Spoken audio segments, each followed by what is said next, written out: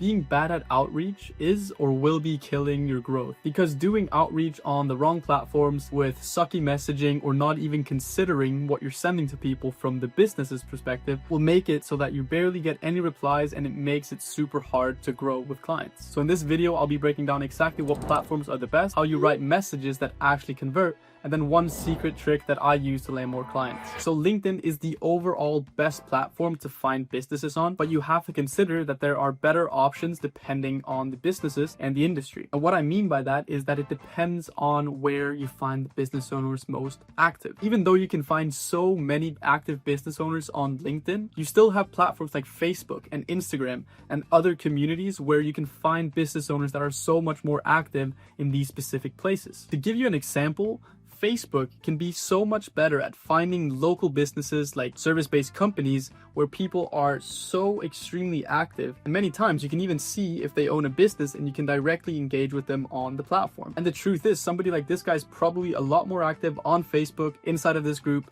than he would be on LinkedIn. Then we have Instagram, which is insane to target entrepreneurs, coaches, e-commerce stores, and service-based companies as well, where you see people posting exactly what it is that they're doing. They have an audience, and even though you may be able to find them on LinkedIn, the truth is they're going to be way more active on Instagram. And the exact same thing goes for communities like school, where you can focus a lot more on finding entrepreneurs and coaches. And then just like me, you could also choose to do content where you let the algorithm actually target people for you. This can be extremely effective if you are valuable enough. And what I mean by that is you just need to bring so much value, and you need to explain pain points so well to the people consuming your content that they're going to want you working with or for them. So what you need to think about when choosing an outreach strategy is where can you find the business owners and where is it easiest for them to engage with you, because that is the platform where they're most active. A perfect example of this is cold calling. You can go on Google Maps and you can find car detailers, and when you call these people, 99% of them will probably be the business owner talking to you on the phone, which makes cold calling really effective, especially in this industry. However, if you were to do the exact same thing with lawyers, you would run into an issue where 99% of people would be gatekeepers or front desk workers, where they basically are there to protect the time of the lawyer. So if you were to target lawyers on Google Maps by cold calling them, that would be an absolutely horrible strategy, and you would end up wasting so much of your time even getting any of these on the phone. And the only difference is not your time, it's just how you choose to spend it and who you choose to spend it on. And all you need to think about is just what platforms can I use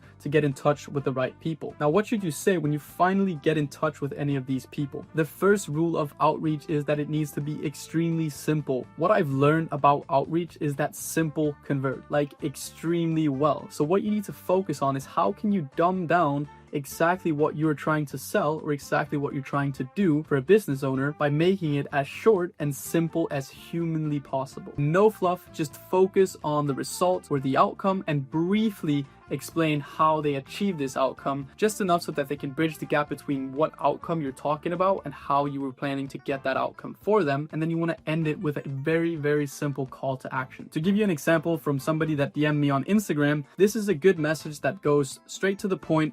It talks directly about a result, and it explains briefly how that he's going to be achieving this result, and he just leaves me with a very clear and simple call to action. The only thing I'd say is the beginning could sound a little bit salesy, so you can find another intro to that. But the only reason that I didn't respond is because I don't do any mentorships or any coaching, so he just did bad research.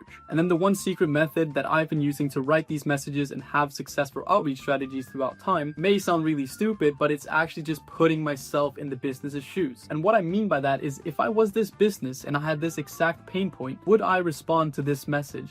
And by putting myself in the business owner's shoes, I force myself to look very critically at my copy and just make sure that it's dead simple and that it's a no-brainer for them to respond to. And by doing this, your outreach will be so much more successful. But there is one thing that overrules every single thing that I just talked about, which is volume. And outreach is purely a volume game. And Alex Hormozi, which is the GOAT, has this perfect saying that volume negates luck. And what that means, if you send thousands of DMs to business owners, even if you're explaining your offer and what you're doing in a bad way, you will at least have somebody that replies to you. So if you take this advice and reiterate on your copy as you go and do so much outreach that it would be unreasonable for you not to get a reply, you will see success. And you can find exact videos on how to get clients on every single platform and all the scripts that we've used as well below.